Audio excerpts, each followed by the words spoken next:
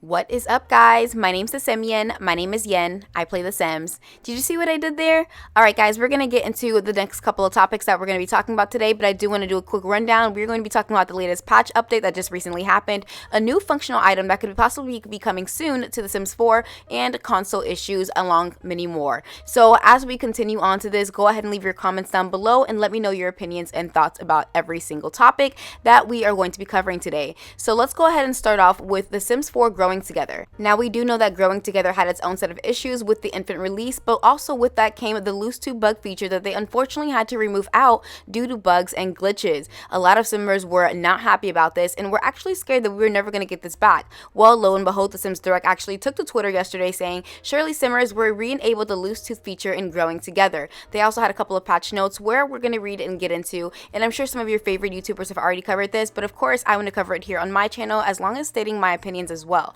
So they did do some console fixes saying this patch re-enables the loose tooth feature from the Sims 4 Growing Together expansion pack. With much wiggling, pulling, and twisting, those several pesky tooths have been yanked right out. Our Sims mouths have been healed wonderfully, and our 9 million recently created infants will once again have these next stages of life to look forward to. I do find it a little unnecessary that they ended up mentioning 9 million. Like, why did you have to state that? Just go ahead and get to the point, because a lot of us are already frustrated at the fact that you had to take it out to begin with, which lets me know that somebody on the quality control team was not doing their job. I also want to get into the fact that they did some bug fixes for base game, saying there was an issue that was causing subtle adjustments to the appearance of Sims on the April 18th update, and that has now been resolved. As well as Growing Together itself, the pack said the chance for a child Sim to experience losing a tooth has been re-enabled, and a child Sim's skin material will no longer become corrupted after the loose tooth buff expires, if the child was already missing 2 front teeth. I just find this a little frustrating because this is something that they should have caught a long time ago. I understand that bugs happen, but the frequent amount and the consistency that happens with The Sims 4 is just way too annoying. And speaking of annoyance, we actually, from the release of the 2 kits, with the Greenhouse Haven kit and the Basement Treasures kit, a lot of people started to notice how non-functional a lot of the items were, including in the Basement kit. Now, a lot of people found out that the heart bed was not ready assembled, and it was a missed opportunity to put that in the game. Well, lo and behold, other people found out that the inventory box was not actually functional, and we're going to get into that. A Sim guru by the name of Madmatic said soon, and he actually posted this picture, which came with the Basement kit. Now, a lot of people were frustrated, as in, like, why is this happening? What is this? And for those who don't know who this is, Matthew's actually a principal designer of the EA for The Sims and also other games. Now, a lot of Simmers did have concerns, and someone actually tweeted back at him stating, by the name of Oda Fee, said, oh my god, while we're at it, I noticed that the fan from the greenhouse kit has no longer inner outer meshes, if that makes sense. And he does go on responding saying, sure, can you send me a picture when you get a chance? And she said, sure thing. So the left one is placed from the outside, as it is pointed outwards, and it has outdoor lighting from both sides. The right one is placed from inside, pointing inward, and as such as an inside lighting on both sides. Now, as you guys know, this is very frustrating because, again, we had to catch it, not them. And it's just something like, who is testing these games? Who are testing all these things that have to happen? And with the release of so many kits, we are going to now be at 23 kits once the next 2 drop. That is a lot of kits, and from the first one that we've gotten back in March of 2021. Now, a lot of these kits did have their own sets of issues, but most importantly, a lot of people are being frustrated at the fact that we do not have functional kits. We always leave it to the modders and CC creators to make things functional, and unfortunately, the Sims team does too. If you take a look at the Everyday Clutter kit, someone actually had to make these gym things functional. Now, if a modder can do that and there's solely one person, why can't the Sims team? It just doesn't make sense, and I always feel like they try to beat around the bush into where they're like, oh, well, everybody's PC can't handle it, or what about console? We have to make everything that's compatible. And I definitely do think that is 110% a cop-out. I think they are very, very capable of doing things that we've wanted to see for a very long time, and they know what they can get away with because they've seen what they can get away with. They tested the waters. They've messed with you guys when it came down to how many packs can we release, what bugs can we push, and what bugs are actually more important than others that we're going to actually get receive backlash, or that it's going to be fine and people are going to brush the other way and think that, you know, we have such diehard fans when it comes down to the Sim Gurus. Are people really going to come at us? That's how I genuinely feel, and you guys let me know down below in the comments how you guys feel about this whole situation. Now, with the Behind the Sun Summit being almost 6 months ago when they first released the whole thing, a lot of people had issues when it came down to to console. We're going to actually touch base on that in just a minute, but I do want to quickly recap with the Behind the Sims Summit what exactly went on with this, because I do feel like they missed the mark on a lot of things that they said that was going to come to the game but didn't. But I'll speak about that in just a second.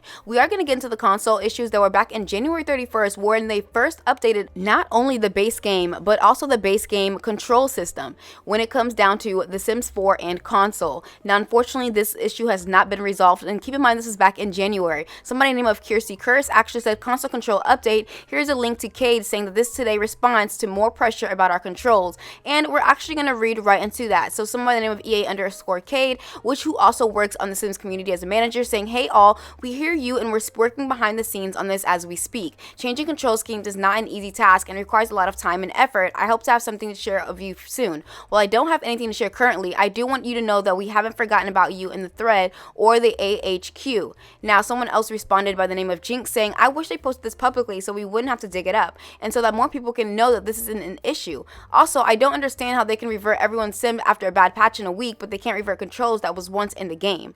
And I could not agree more, and I do feel like this is something they should have posted in the Sims Direct, and I actually tweeted this not too long ago saying, is it just me or the Sims Direct is not very direct? I personally think they beat around the bush, and that this is actually not as transparent as most people think. Now, keep in mind the Sims Direct did post about this when this first issue did occur, when they were backs against the wall, when console was actually enraged with the amount of things that were going on.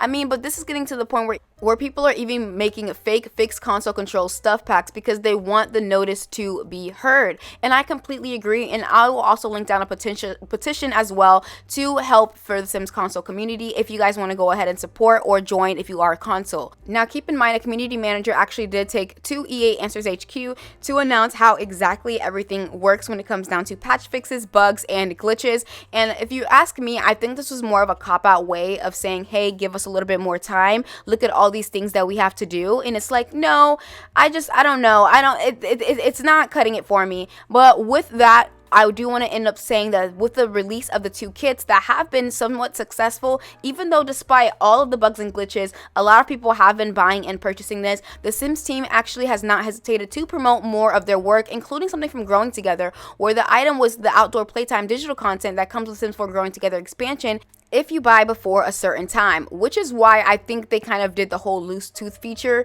because maybe people were like hesitant on buying it, and maybe like if they got that out fast enough, people would be able to purchase this right before everything. You know what I mean? It's always some sort of tactic. I just feel like they waited for the loose tooth to say, oh, hey guys, it's going to be the last day soon. Look, we fixed everything and now go buy the pack. Again, we do know that the Sims 4 and EA and Maxis, the whole system is very greedy and money hungry, and we've seen everything that we needed to see, from the patch releases to the packs itself to the Sims Direct actually ignoring a lot of the players' concerns, and they kind of beat around the bush and are not very transparent, as well as the Sim gurus honestly shooting themselves in the foot by talking out so much. They speak out so much that we can hold it against them and then get mad when we do. These topics I've been covering very lately, if I'm being transparent with you all, have been very annoying to record, just because as a simmer, like even though I record and say sim news, I'm still a simmer. I play The Sims. This is actually very annoying and very frustrating, and it makes me like want to just step away from The Sims a lot of the times.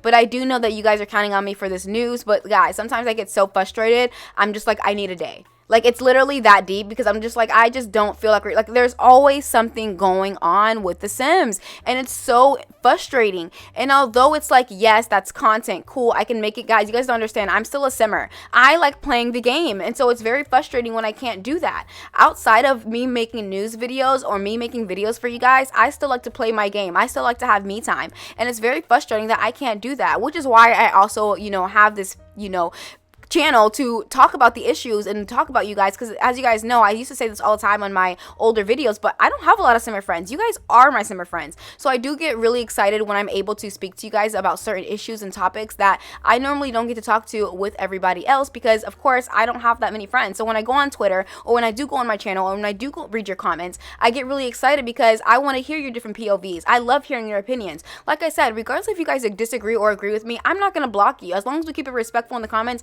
I'm not one of those channels that are going to block you for disagreeing with me. That's the whole point of what the channel is about, is to talk about the community and what we can actually, what can happen, what can we do, let's talk about it. You know what I mean? Basically being a whole like news reporting channel on this very specifically. But again, I do want to hear your opinions on this whole topic that I've talked about. I mean, down to what do you guys still think about the Behind the Sims Summit? And do you guys feel like they lived up to everything that they said within that? I do feel like we haven't even gotten patch refreshes. We haven't gotten a lot of the things that they say that we were going to do. What happened to SDX drops? We haven't gotten those in a little bit. It's just like it's one thing after another, after another, after another. And I understand that no game is perfect, but with the level of consistency that The Sims 4 has shown us when it comes down to what the quality we're getting is just ridiculous. Again, I do think they focus on quantity over quality, and you guys let me know down below in the comments your opinions on that. With all that being said, do not forget that down below I will link in the description box for the console simmers out there. For those who want a community of your own, I will link Leah Simmer's stuff down below. And again, thank you guys so much for all of the support and love you guys have shown me. We're on the road to 20K, and I appreciate every single one of you. And if you guys did enjoy this video, please give it a thumbs up because it truly does help out my channel. I'll see you guys on the next video. Bye.